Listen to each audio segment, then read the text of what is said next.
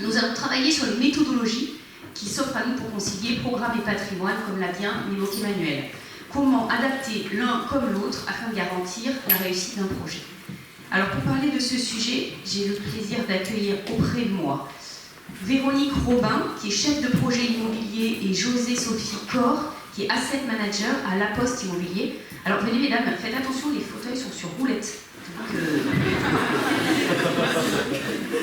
Donc, ça c'était la petite surprise de la matinée. Voilà, on va bien rigoler, Plutôt en arrière qu'en avant, hein, au choix, voilà. Bruno Fillard, qui est responsable de la mission stratégie immobilière à Brest Métropole. Voilà, bonjour Bruno, venez, je vous en prie. Caroline Leduf, directrice territoriale Bretagne de Link City, une filiale Bouygues Construction. Comme vous voulez, Caroline. Merci. Et enfin, Frédéric Fallet, architecte conseil au Conseil d'architecture, d'urbanisme et de l'environnement du Morbihan, donc le CAE 56. Venez, Frédéric. Voilà. Ah, mais là, table aussi sur roulette. On va vraiment bien rigoler. Voilà. Alors, attendez, je donne les micros. Hop.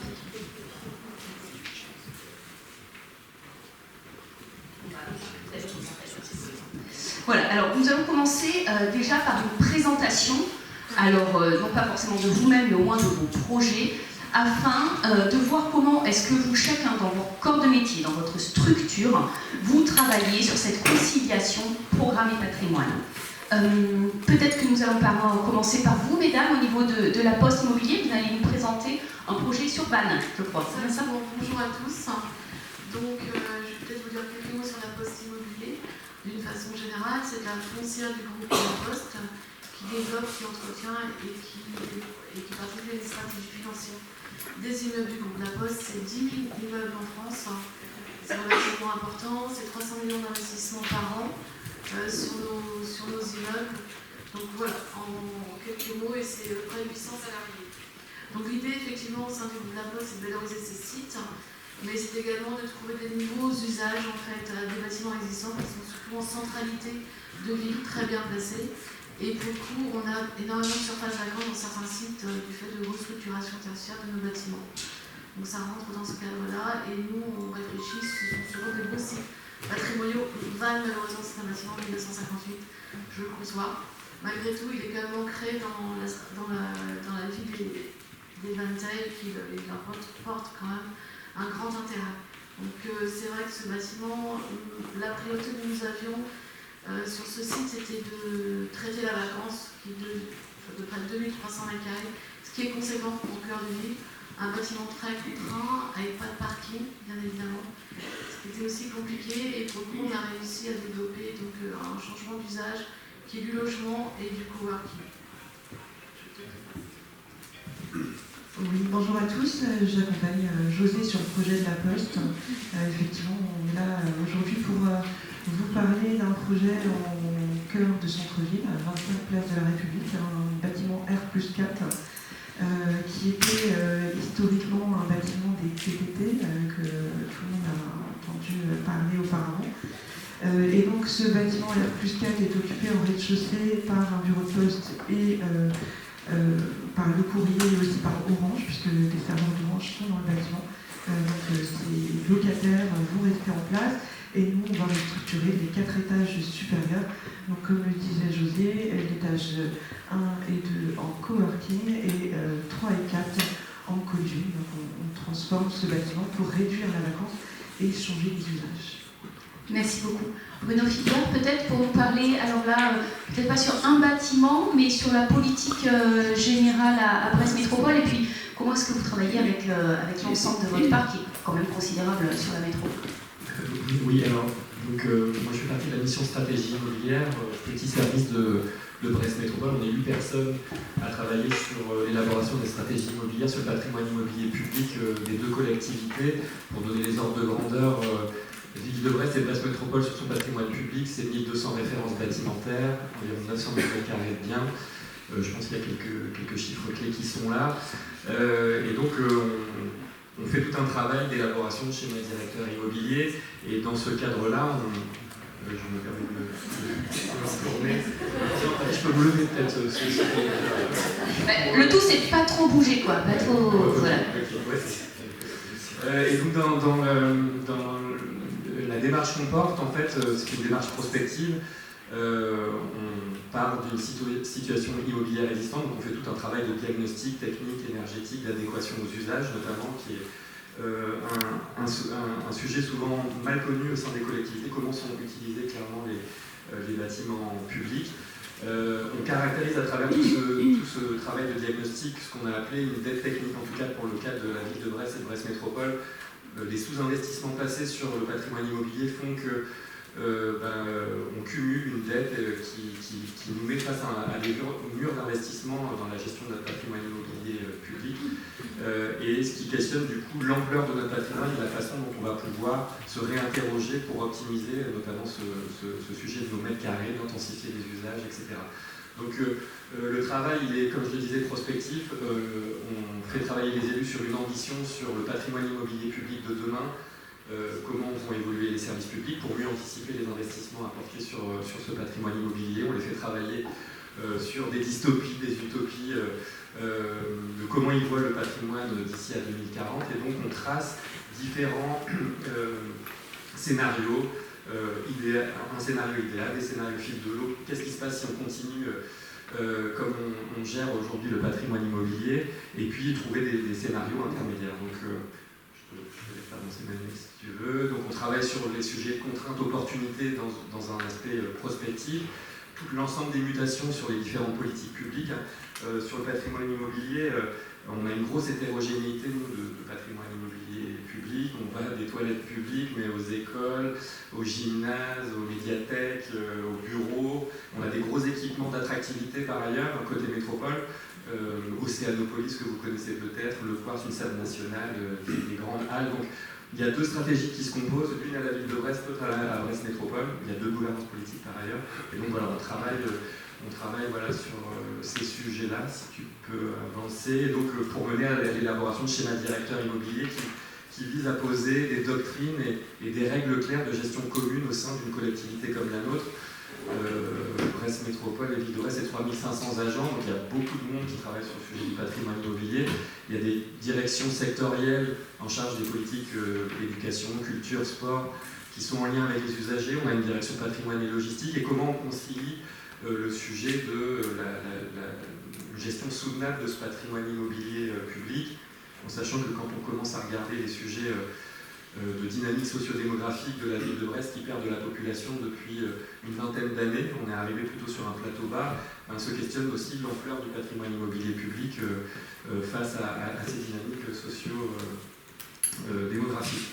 Donc on fait, pour résoudre la difficile équation là, qui est d'opérer la transition énergétique de notre parc dans un cadre budgétaire contraint, avec des murs d'investissement face à nous, on fait un travail de prospective, et donc on essaye de trouver des chemins pour y arriver. Donc on fait de la modélisation sur différentes programmations pluriannuelles d'investissement et leurs impacts sur différents indicateurs.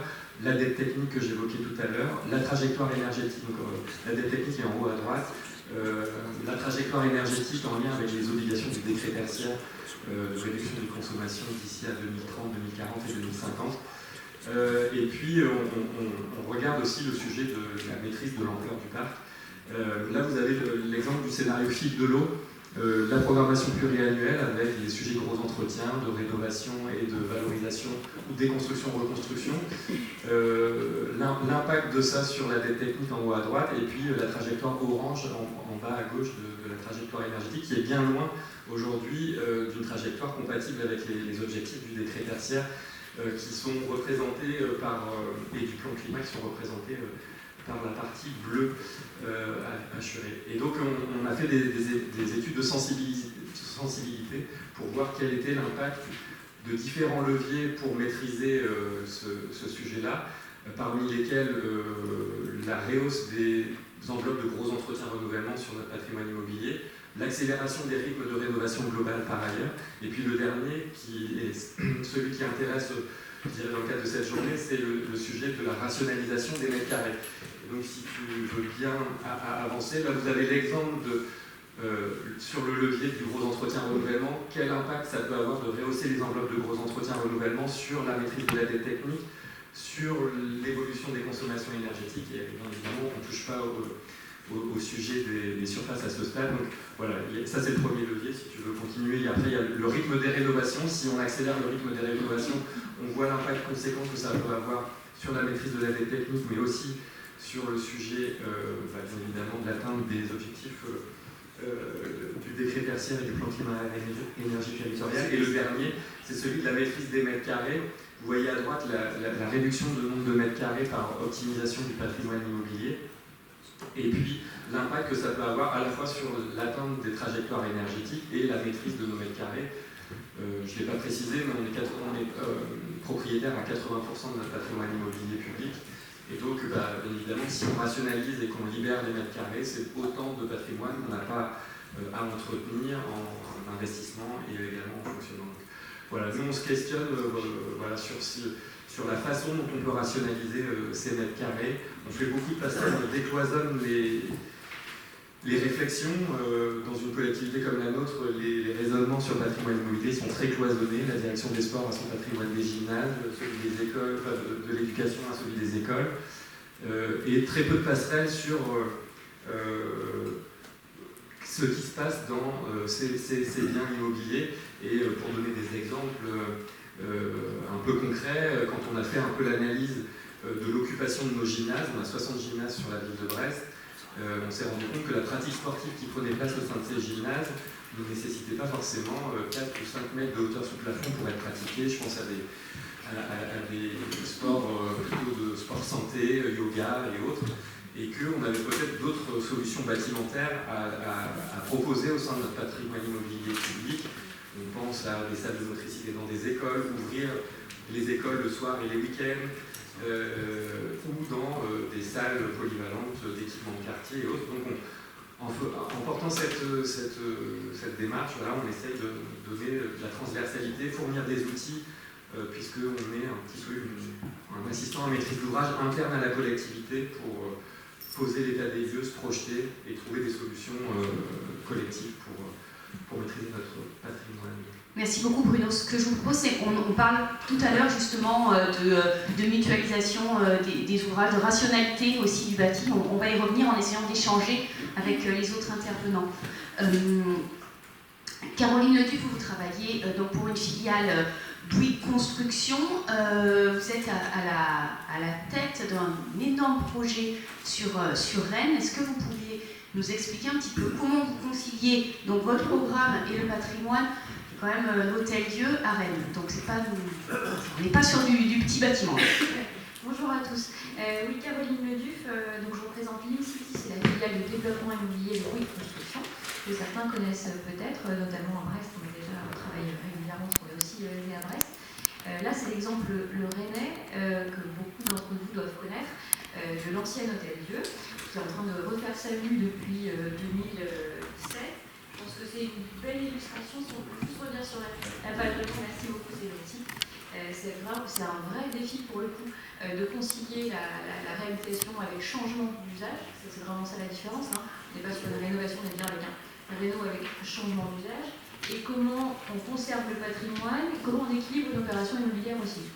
Parce que quand on a un bâtiment aussi beau que celui d'Aristide Tourneux de 1858, et qu'il y a beaucoup de pathologies, évidemment, on ne part pas d'une page blanche. Donc, forcément, on va dire que le bâtiment existant, à la base, constitue l'acteur premier de la programmation à venir. Parce que ces contraintes structurelles, parce que ces pathologies vont dicter aussi la programmation. Ça va être un dialogue, certes, mais d'abord, c'est le bâtiment qui va éviter notre conduite. Donc là, on a le bâtiment originel, merci. Et ensuite, sur la slide suivante, on voit le plan MES, tel qu'il il a été développé. Pour en arriver là, on avait un bâtiment qu'on récupère en 2017 parce que c'est la propriété du CHU qui a vendu à l'EPF Bretagne, sous l'égide évidemment de la métropole, hein, parce que c'est un gros travail partenarial et je salue vraiment de tout cœur Rennes Métropole depuis ces 10 dernières années à peu près. On travaille main dans la main parce que pour en arriver là, on a évidemment d'abord dû diagnostiquer le bâtiment, voir toutes ces pathologies, se mettre d'accord sur les bâtiments qu'il était possible de supprimer et ceux qui qu'il fallait impérativement conserver, un dialogue avec les ADF, les CAE, enfin, énormément de travail et se demander quels étaient les intangibles et quels allaient au contraire être les éléments qu'on allait pouvoir faire évoluer, qu'on a fait évoluer. Donc les intangibles, c'est un peu ce qu'on voit derrière nous, en tout cas en tant que patrimoine, respect du bâtiment historique, l'intégration d'un CPHR, c'est un petit musée. Un petit musée pardon, pour le patrimoine, comment dire, des ustensiles de chirurgicaux, et puis le réemploi des matériaux d'origine. Ça, c'était des intangibles pour nous, au-delà de la programmation sociale qu'on avait mis en avant. Et puis surtout, c'est discuter pendant 10 ans avec une collectivité sur tout ce qui va devoir évoluer. Parce que c'est un très gros projet, on parle de 38 000 m² au final, et si on regarde, voilà, merci beaucoup. Sur ces 4 îlots, c'est, vous imaginez, autant d'heures passées à échanger sur les découvertes, parce que vous aussi au quotidien on fait tous à peu près la même chose. C'est des découvertes, c'est des problèmes structurels, c'est une programmation, par exemple, on a une chapelle, on a un bunker au centre de Rennes, et se dire quand on découvre tout ça, quand on découvre tous les contraintes, comment on fait pour faire évoluer la programmation, pour faire adhérer les investisseurs aussi, hein, parce qu'on fait tout ça pour évidemment commercialiser un projet. Donc on a des échanges permanents. Là vous voyez sur la partie ouest en bleu, je le fais aussi, pas évident, vous voyez en bleu la partie qu'on appelait l'îlot Saint-Malo, qu'on a livré pour le coup en 2023. Donc là c'est la partie plus neuve, parce que évidemment il faut faire de la construction neuve pour essayer d'équilibrer un bilan d'opération, hein, c'est assez basique mais c'est nécessaire, sinon il n'y a pas d'opération. Donc il nous faut du neuf pour compenser le coût exorbitant, et c'est normal, que va constituer la réhabilitation et le changement d'usage de la partie historique que vous voyez en rose. Pour autant, on a une programmation, et j'insiste, c'est important pour nous, très sociale, parce que la partie bleue, c'est 96 logements locatifs sociaux, c'est un parking public pour la collectivité de plus de 300 places, des commerces, le fameux CPHR, et une maison de santé complètement réhabilitée. Quand je parle de la maison de santé, titre d'exemple, au départ, on a un bâtiment très, très élégant, très bien. Sauf que pour équilibrer un peu cette phase, il nous faut des mètres carrés complémentaires, sinon ça ne marche pas. Qu'est-ce qu'on fait? C'était pas prévu. On creuse un niveau de plus au niveau de ce bâtiment. Son espèce de demi-sous-sol enterré devient un vrai niveau de rez-de-chaussée. On change un peu le nivellement du terrain à cet endroit-là. On verra sur une photo à la fin. Et ça apporte de la valeur. Donc c'est aussi toujours se questionner, toujours, pendant 10 ans, dans comment on fait pour avancer. La partie rose, c'est la partie qu'on appelle la partie historique de l'Hôtel-Dieu, qui est en cours de travaux et qui a une programmation très très bigarrée. Donc c'est bien, on a eu aussi des investisseurs et c'était un choix important dans le choix de l'investisseur, quelqu'un qui va être capable de ne pas nous plaquer. Moi j'ai besoin d'un hôtel tramé comme ça, de chambre de 20 mètres carrés, point barre, et puis mon espace à rez-de-chaussée il ferait 150 mètres carrés, c'est pas ça du tout. Donc là il faut trouver aussi des partenaires qui sont ouverts. En l'occurrence, on est avec Vicartel, que certains connaissent beaucoup, Unat Hospitality et la Banque des Territoires qui ont acheté l'équivalent de 200 chambres, si je ne dis pas de bêtises exactement, 200 chambres d'hospital, des attracteurs, ce qu'on appelle 8700 m² d'attracteurs, c'est des commerces, des restaurants, une chapelle et une micro-crèche, du coworking, beaucoup de choses qui sont venues se mettre à cet endroit-là. Donc ça, c'est important, encore une fois, dans la notion d'écoute et d'échange. Et puis, les deux dernières parties, c'est en jaune Archipel Habitat, qui est venu construire tout seul, pour le coup, sa petite partie en jaune. Et puis, la partie en vert, la troisième partie pour nous, Link City, c'est du neuf. À nouveau, encore une fois, une question d'équilibre. Du neuf, de la réalisation et à nouveau du neuf, mais avec des contraintes quand même très très fortes de gestion de chantier et d'interaction entre les différentes phases, avec cette partie-là qu'on a reçue sous une forme de logement en BTR, pour ceux qui connaissent un peu les modèles anglo-saxons, c'est avec mon accent magnifique, Build to Rent. Donc c'est des logements familiaux qui sont prêts à habiter avec des aménités communes. Un peu ce qu'on retrouve généralement dans les résidences gérées ou dans les résidences pour jeunes, on le fait, on l'applique pour du logement familial. Donc voilà ce que ça donne, 10 ans de dialogue avec une collectivité, de remise en question, ça c'est important, hein, et une collectivité qui est prête et qui s'engage dedans pour un dialogue continu. Et sur la dernière slide, je pense que là c'était pour illustrer peut-être un petit peu plus le positionnement des commerces, parce que c'était un incontournable, une demande forte aussi de la collectivité. Comment ouvrir, et là on se sert de la pathologie, ou en tout cas des contraintes initiales du site, comment on ouvre un hôpital qui par définition est fermé, et ceint de murs, c'est un contrainte propre, par exemple on s'adresse à l'hôpital de Rouen, il est ceint de murs, donc comment on réouvre un hôpital sur la ville, parce que dans le cadre de Rennes 2030, la collectivité avait pour souhait d'ouvrir aux 4 points cardinaux le centre-ville, là on est sur le point nord. Comment on ouvre? Et bien en fait on tire parti du cloître et on vient tirer une grande percée, enfin, grâce à nos architectes, Alma et Hall, on vient tirer une grande percée depuis la rue de l'Hôtel-Dieu que vous voyez au sud du plan, jusque le parc des Tanneaux au nord du plan. Donc c'est comme ça aussi qu'on réouvre. Voilà. On fait des percées, on fait des traversées partout. La ville va récupérer énormément d'espace public qu'on aura aménagé pour son compte. Donc ça fait partie du changement d'usage. Voilà, on réinterroge tout, y compris la domaine.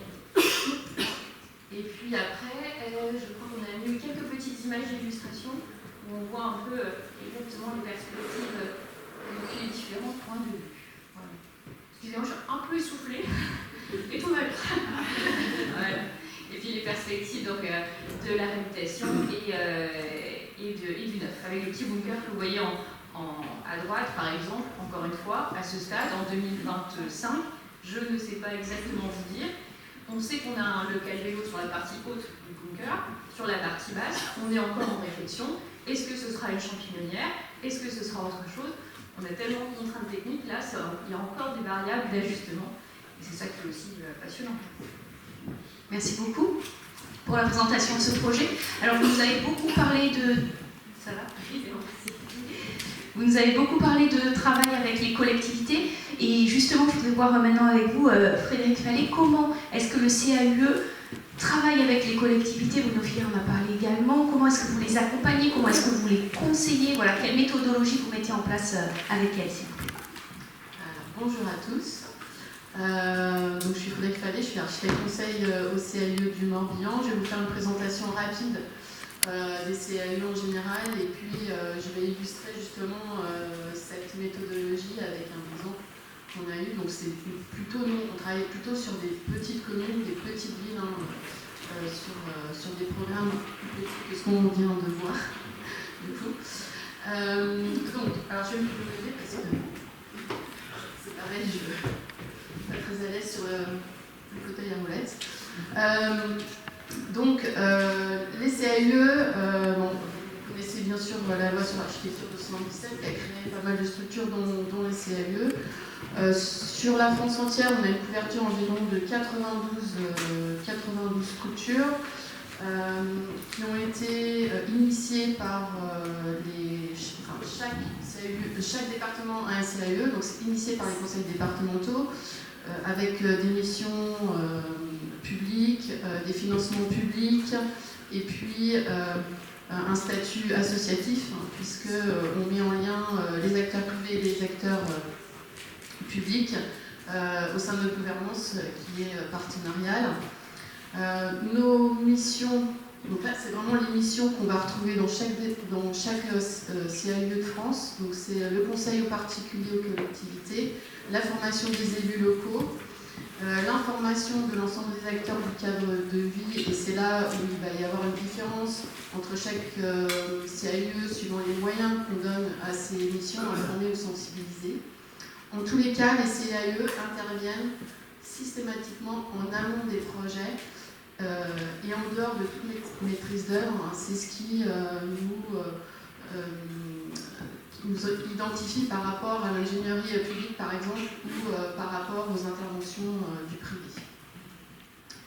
Alors, on intervient de façon très diverse, puisqu'on fait du clé en main avec nos élus. À chaque fois, c'est un sujet différent, avec des problématiques différentes. Et notre objectif, c'est vraiment définir bien la demande et que les élus soient le plus efficients possible devant la commande publique.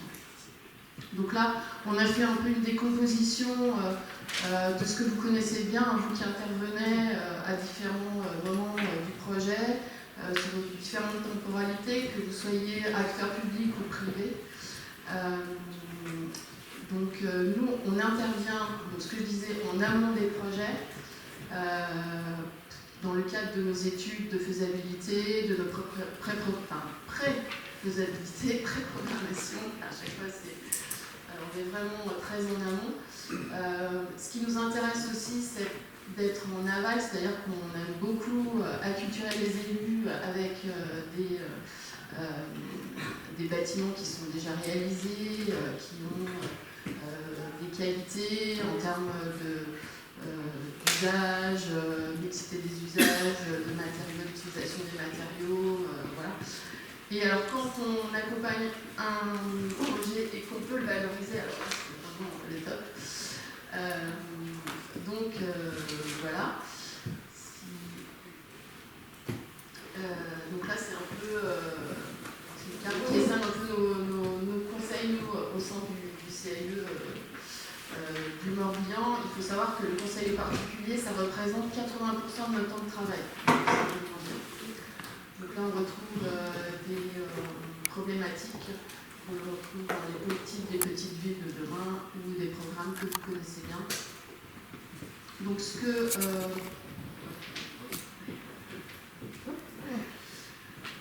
donc je voulais vous présenter un projet, une étude que l'on a faite sur la ville de Pontivy.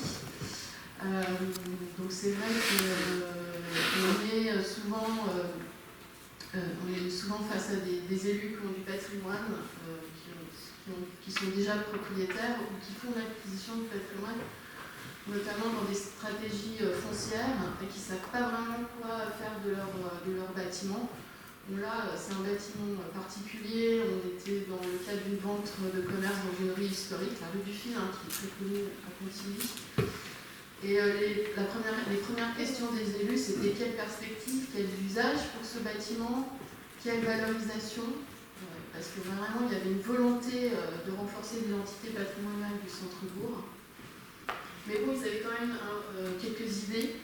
Donc la création d'une pépinière commerciale, un Fab Lab et un espace de coworking, et aussi, si possible, des logements. Donc je vais vous montrer la situation qui est assez complexe. Donc c'est un ancien commerce en rez-de-chaussée, c'était un ancien club, donc avec un espace de vente et puis des entrepôts assez importants. 5 bâtiments sur une parcelle entièrement construite, avec des dates de construction complètement variées. On passe du 17e, donc une maison à Combois, jusqu'au 20e, avec des typologies différentes, des complexités constructives différentes, et sur une surface assez réduite, 158 mètres carrés, dans tous les cas, avec pas mal de contraintes, puisqu'on est au cœur de la VAP à Pontivy, et en plus il y avait une contrainte réglementaire, repérée comme une aire commerciale OPL, donc obligation de faire des commerces. Donc pour cela, on a fait une étude préalable, je vais l'expliquer tout à l'heure. Donc une étude, un diagnostic historique, c'est très important pour ce genre de contexte. Un diagnostic sur les réglementaires, sur l'insertion paysager et urbain de l'ensemble actuel. Donc, ce qui fait que cet état des lieux, donc à l'échelle de cet ensemble qui est très complexe, avec un enchevêtrement de structures.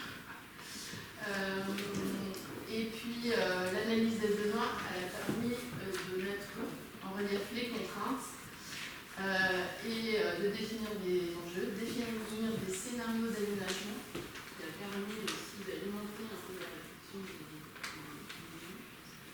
Et avec cela, leur montrer des réalisations, je vous en ai parlé, la réalisation de ce qui est déjà fait sur le territoire, avec des principaux enjeux de mixité des usages et une première approche financière. Donc là, vous avez 2 schémas. Un schéma qui représente un peu le diagnostic en termes de surface, de gabarit, de niveau des planchers, voilà. Ici, on va comprendre en fait, la complexité de l'ensemble. Et puis un schéma qui reprend un scénario. Ça, c'est pareil, c'est pour leur faire comprendre le type de gabarit, les types d'extension fonctionnelle, il y a effectivement ce type de matériaux, est-ce qu'on récupère des matériaux pour utiliser.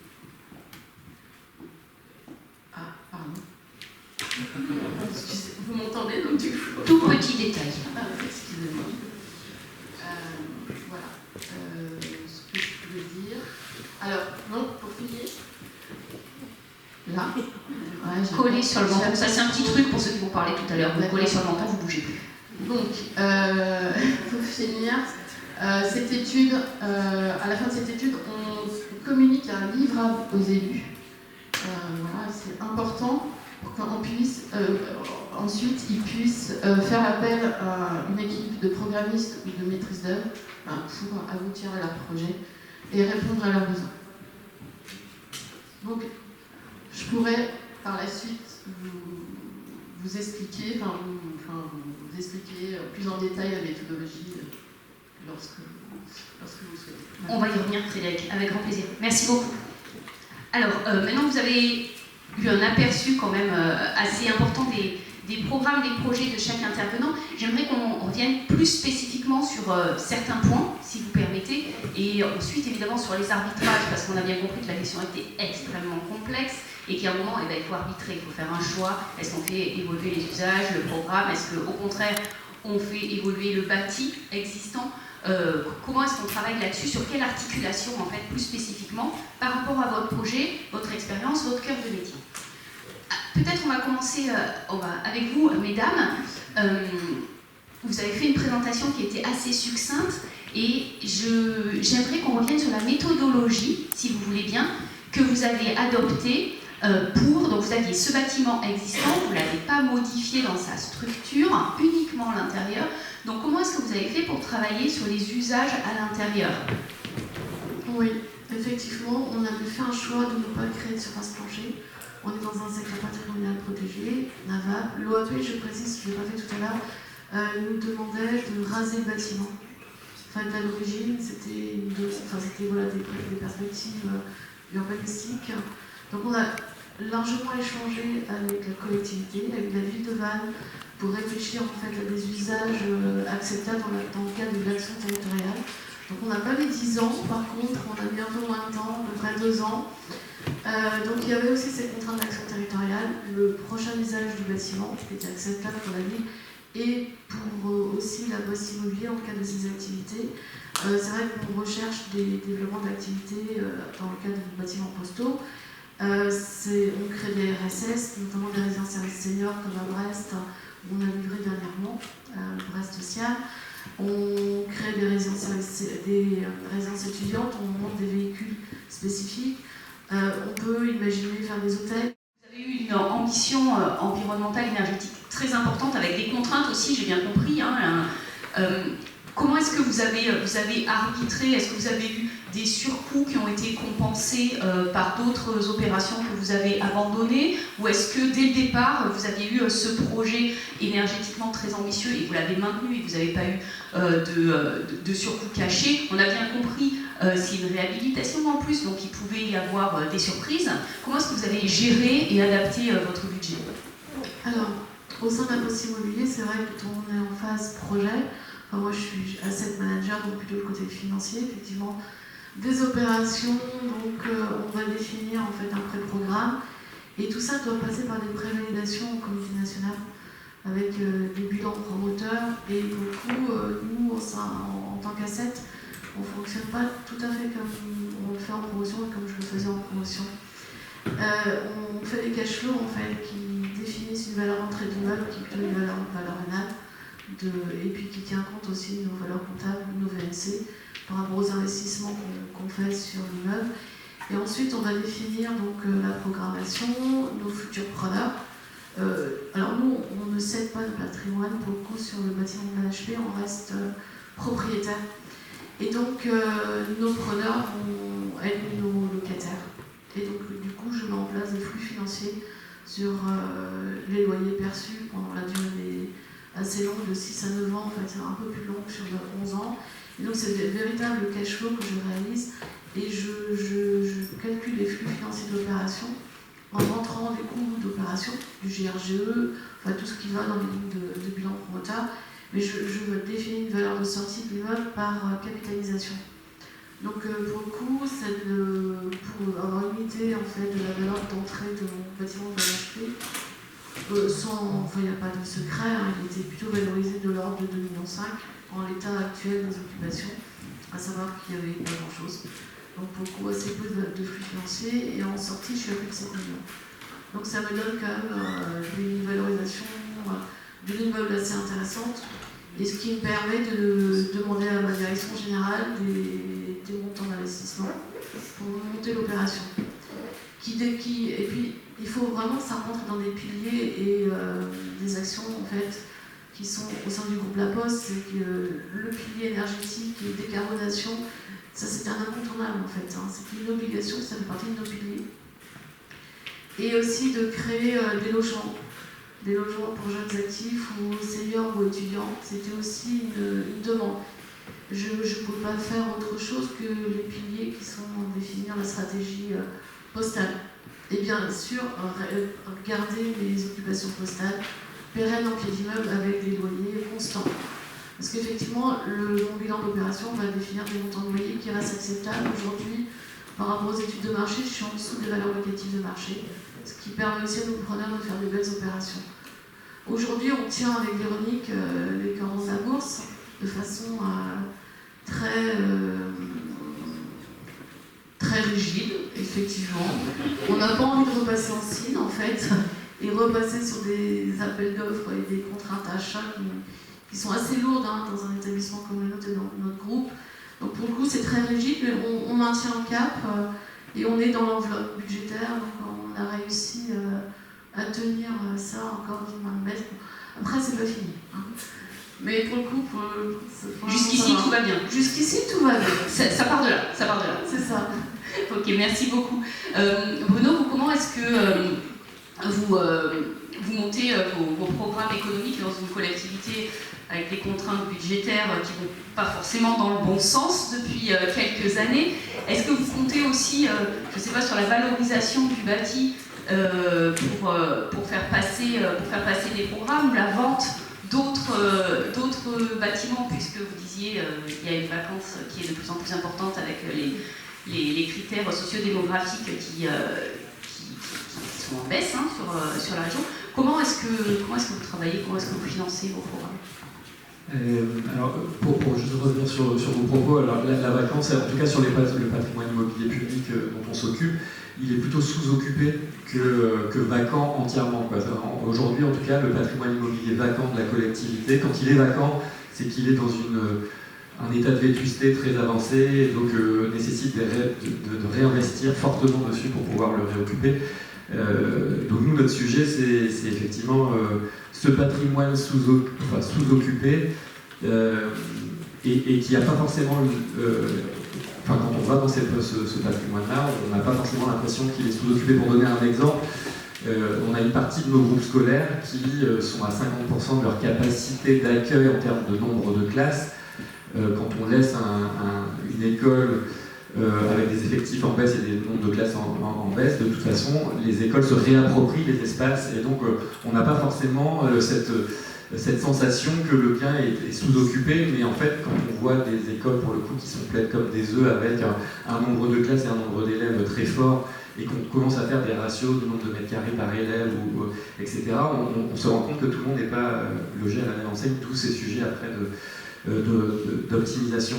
Pour revenir peut-être sur les sujets financiers, qui était le sujet de votre question, et pour redonner peut-être quelques grandes masses sur un patrimoine immobilier comme celui de la ville de Brest et de Brest Métropole, quand on a fait un travail de tout ce qu'il faudrait faire sur le patrimoine immobilier, des directions culture, éducation et sport à la ville de Brest, ce patrimoine-là, ça représente 3/4 de son patrimoine. J'évoquais tout à l'heure 900 000 m², 450 000 à la ville, 450 000 à la métropole, et donc 3/4 des 450 000 à la ville sont pour des gymnases, des médiathèques, des écoles, etc. Donc éducation, culture, sport. Quand on a regardé tout ce qu'il faudrait faire d'ici à 2040 pour adapter les usages, corriger la dette technique et faire la transition, on arrive à des montants de l'ordre de 388 millions d'euros d'investissement à porter sur... Quand ces trois directions-là sont capables de porter 70 millions d'euros d'investissement en un mandat de 6 ans. Donc en gros, il faudrait 6 mandats pour intervenir et faire ce qu'il faudrait d'ici à 2040 et demi, enfin même 2 mandats. Et donc on est dans cette situation financière-là où le levier, du coup, si on veut réussir la transition de notre patrimoine, il va falloir trouver une solution pour autre. Et donc, voilà, on revient sur ces doctrines, sur ces règles, sur cette culture collective, et peut-être pour réenfoncer le clou sur la ville de Brest, quand on commence à regarder le patrimoine de façon cartographique, on a une multitude de pôles d'équipements publics monofonctionnels, c'est-à-dire une mairie de quartier à côté d'une médiathèque, à côté d'une école, et personne se parle et personne n'a réfléchi éventuellement de la mutualisation. Donc nous, notre sujet, voilà, c'est à travers ces polarités d'équipements publics monofonctionnels, et on voit bien que, je pense que l'histoire ira dans ce sens-là, c'est comment on sort de ces équipements monofonctionnels, et y compris dans les nouveaux projets qui sont portés par les élus, comment on ne réfléchit pas forcément à une nouvelle mairie de quartier seule, avec sa salle de mariage qui est utilisée pour les mariages, et puis les bureaux, alors qu'à côté il y a un équipement de quartier qui a une salle polyvalente. Donc on voit qu'il y a des vraies réflexions à avoir sur ce sujet-là. Donc j'ai répondu un petit peu sur le financier, mais voilà, sur la stratégie de revente en tant que telle, en tout cas à l'échelle de notre patrimoine, ça reste anecdotique pour corriger les gains d'investissement à venir. Merci, vous avez parfaitement répondu. Merci beaucoup. Peut-être Caroline, on va terminer avec vous sur cette question, parce qu'il y a une partie donc, de destruction-construction, si j'ai bien compris, là les coûts sont censés être maîtrisés. Sur la réhabilitation et la fortiori de bâtiments aussi anciens, c'est plus compliqué, non? Donc vous avez dû faire des arbitrages aussi. On a dû faire des arbitrages, oui, et puis on a dû de temps en temps accepter notre perte aussi. Donc c'est pour ça que l'opération, dès le début, s'est réfléchie comme une opération globale. On l'avait fait aussi sur la ville de Vannes, à l'époque au couvent des Vénettes, couvent des Ursulines.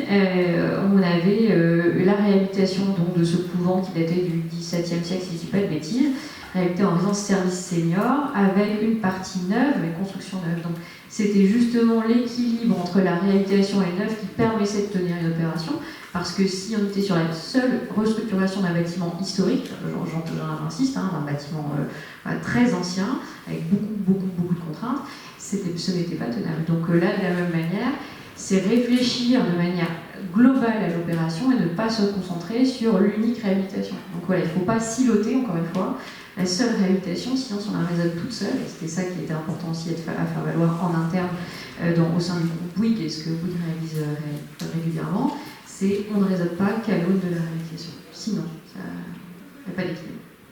Très bien. Merci beaucoup à tous les 5 pour vos interventions. On a quelques minutes pour des questions. Alors, n'hésitez pas.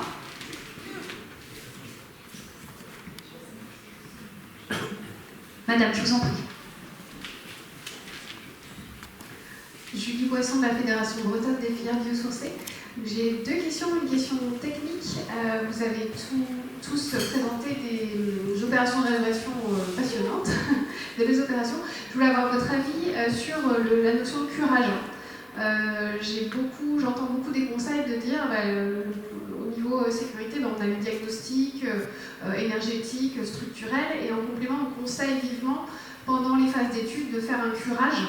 Et du coup, je voulais avoir votre avis là-dessus. Est-ce que vous conseillez un curage assez prononcé pour ne pas avoir de surprise, ou alors est-ce que ça peut être un petit peu moins impactant si jamais le bâtiment est encore occupé? Voilà, première question. Et puis la deuxième question, c'était merci beaucoup sur le sujet de chronotopie, de monofonctionnalité.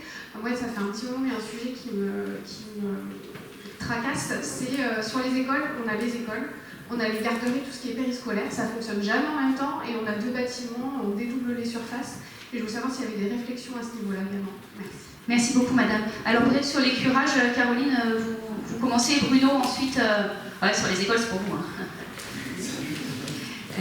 Oui, pour le curage, clairement, ma réponse sera très claire, très forte. Oui, la valeur patrimoniale d'un bâtiment, quand une collectivité, d'ailleurs, dans le cadre d'un droit de préemption ou dans le cadre de réserve foncière, se porte propriétaire d'un bâti, pour envisager sa cession à terme et sa réhabilitation, c'est impératif, à mes yeux, qu'elle est curée. Si elle ne cure pas le bâtiment préalablement, elle passera forcément par le biais d'une promesse à un opérateur immobilier, quel qu'il soit, quelle que soit sa nature. Et le promoteur ou l'opérateur ne manquera pas évidemment de mettre en œuvre une condition suspensive quant à l'état du bâtiment, parce que les diagnostics avant-vente, voire les diagnostics avant l'émission, sont loin d'être complets. Enfin, ils ne sont jamais exhaustifs. Donc oui, plus le propriétaire et ou la collectivité va loin en curage, mieux c'est, parce que ça permet d'éviter les mauvaises surprises quant à la valeur réelle du bâti. Donc oui, clairement, aller le plus loin possible. Merci beaucoup. Bruno, sur la mutualisation des bâtiments, notamment liée à l'éducation. Alors, sur la partie éducation, alors on a quelques exemples de chronotopie qui restent, je dirais, dans les horaires d'ouverture aujourd'hui des écoles. C'est-à-dire la réoccupation en dehors des horaires classiques d'ouverture et ou les week-ends est un chantier plutôt en cours. J'évoquais tout à l'heure la nécessité d'objectiver clairement la situation de l'usage, la connaissance de l'usage au sein à la fois des groupes scolaires. J'évoquais tout à l'heure des groupes scolaires sous-occupés mais qui paraissent en fait occupés pleinement. Comment on crée des référentiels pour dire une école à tant de classes, ça doit, entre guillemets, prendre autant de place, et quelle marge de manœuvre ça peut offrir pour effectivement des passerelles avec les gardes d'enfants, etc., ou d'autres types d'activités. Nous, en tout cas, les passerelles qu'on voit, elles sont relativement fortes entre les sujets liés à la dynamique associative, à la fois qui prennent place dans des équipements de quartier et ou dans plein de petits patrimoines diffus au sein de la collectivité. Comment on réinvestit quelque part les écoles, même si aujourd'hui la stratégie n'est pas politiquement clairement portée telle qu'elle, mais en tout cas la fermeture d'écoles aujourd'hui politiquement est très compliquée, en tout cas à faire porter. On sait qu'il y a des marges de manœuvre dans ces écoles, donc c'est comment on ramène et on réoccupe et on réintensifie ces sujets-là. Je n'ai pas donné d'exemple concret, mais vous avez dû comprendre que c'est des éléments qu'on est en cours de structuration et de mise en mouvement qui sont vraiment pas simples à mettre en place. Merci beaucoup, ouais, c'est un changement culturel aussi. Monsieur, je vous en prie. Bonjour, Ronan Lerosquet, donc Société Pierre de Liens. Une question peut-être plutôt pour la Poste IMO sur la question de la conception des équipements techniques.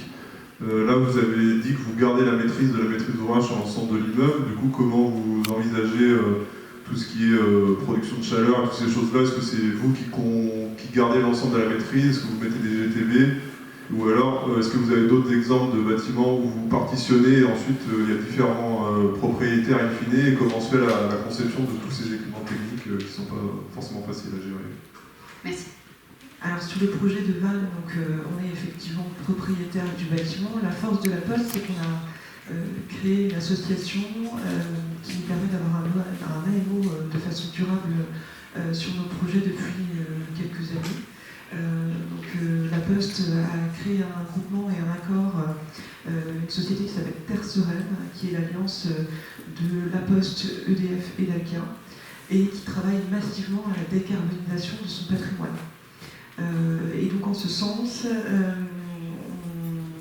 a la réflexion notamment sur Vannes, avec cet AMO de la réduction énergétique, et il regarde tous les lots techniques et nous aide dans les choix de production d'eau chaude, eau chaude sanitaire, chauffage, tout ce qui, ça peut aller effectivement jusqu'à la pose de panneaux photovoltaïques.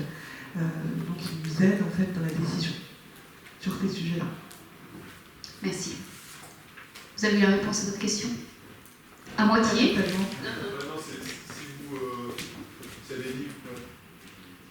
S'il y a des projets où finalement l'ensemble du bâtiment n'est plus au même propriétaire une fois que vous avez fini votre opération, comment se fait la gestion de ces équipements techniques? On va éviter d'avoir chacun sa petite chaudière à son étage, voilà comment, alors que potentiellement sur l'ensemble de l'immeuble c'est pas le même propriétaire infini. Oui, donc c'est toujours la question de la mutualisation aussi et de la cohérence finalement, c'est ça ce que vous portez. Alors du coup c'est la CEP qui va répondre à cette question. En fait au sein de la Poste, soit on vend tout, soit on garde tout. On n'a pas d'utilisation, on ne fait pas de cession partielle, ça nous est interdit. Donc pour le coup, si on est propriétaire, on va tout gérer. Et si lors d'une cession, lorsque je cède des immeubles et je reste locataire, ça j'en fais quelques-uns par an, Pour le coup, on a quand même un système de chauffage qui est propre à chaque usage. Si c'est du logement, ça va être du photovoltaïque avec des ballons thermodynamiques.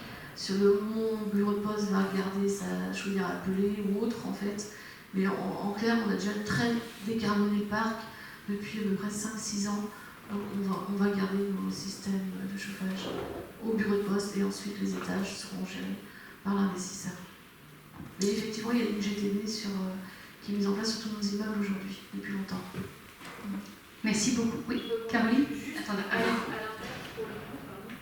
l'inverse, sur un projet d'une grande taille comme Rennes Hôtel Dieu, évidemment, on s'appuie sur ce que la collectivité a déjà réalisé, à savoir un réseau de chaleur hyper performant. Donc forcément, on relie, la ville a accepté de rallonger un peu son réseau de chaleur pour que l'entièreté du site soit reliée au réseau de chaleur. Donc ça dépend aussi, je pense, des échelles des projets. Là, on est sur une échelle qui le permet, avec une douzaine de bâtiments. Là, à l'échelle d'un bâtiment, on n'a pas toujours les mêmes réflexions. Donc voilà, Merci beaucoup pour ce compliment. Madame. Oui, bonjour. Merci beaucoup pour vos interventions. Donc, Marie Festivo, architecte. J'avais une question peut-être pour le CAUE, parce que nous, quand on intervient sur les projets, les programmes sont généralement déjà faits. En tout cas, à l'agence, on travaille essentiellement sur le Morbihan, où il y a beaucoup de petites communes. Et je voulais savoir si, donc la première question, s'il y avait s'il y avait déjà des initiatives de mutualisation entre divers équipements, entre différentes communes, parce qu'on a sur Morbihan, on a Lorient et Vannes. Après, quand on regarde le territoire, on voit souvent que chacun fait sa petite salle de sport, chacun fait son équipement technique, etc. Et donc, s'il y a des initiatives de cet ordre-là, et la deuxième chose, s'il y a des leviers, ou comment est-ce que ça peut être mis en place pour effectivement optimiser la programmation et puis les coûts nécessairement, parce qu'aujourd'hui, on voit bien qu'il y a une problématique de subventions, etc. sur le marché public. Merci beaucoup. Frédéric.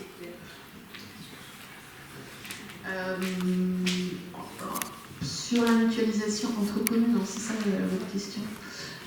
Ouais, les équipements, ça arrive notamment sur les équipements de la petite enfance, sur les centres de loisirs. En fait, ils se coordonnent ensemble pour accueillir les enfants. Donc ça fait en fait des économies d'échelle sur ce genre de bâtiments. Après, Là, c'était les questions des équipements sportifs, par exemple.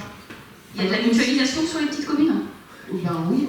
Enfin, quand on a sur le Morbihan, on a des communes un peu repères. Enfin, je pense à des communes comme Grandchamp, par exemple, qui a investi dans des équipements et qui sont utilisés par différentes communes autour. Quoi. Oui, ça se fait. Après, sur les leviers, excusez-moi, je suis un peu... Un peu sèche. Ouais. Ça arrive. Bruno, un petit complément. Complément côté ville de Brest, en tout cas sur les sujets gestion, si on prend le cas des gymnases, nos gymnases, quand on a fait l'analyse de leurs usages, sont occupés par et utilisés par des collégiens, des lycéens. Il y a l'Arsenal de Brest et donc l'armée qui utilise pour la pratique sportive aussi nos gymnases. Et donc se pose la question de comment ces partenaires institutionnels, que sont la région, le département, l'armée, en tout cas voient les investissements à réaliser sur ce type d'équipement qu'on partage. Et par ailleurs, ces partenaires ont eux-mêmes leur patrimoine. Donc on tente de créer des passerelles de partage, de connaissance du parc des uns et des autres. Quand on réfléchit d'un point de vue stratégique sur le patrimoine immobilier de la ville de Brest, par exemple sur les écoles, bien évidemment on regarde les écoles des communes alentours, limitrophes, et pareil sur les crèches et autres, pour bien prendre en compte le fait que s'il y a en lisière de la ville de Brest des équipements aussi publics de l'autre côté, voilà qu'en tout cas on intègre ces éléments dans les plans stratégiques qu'on pose.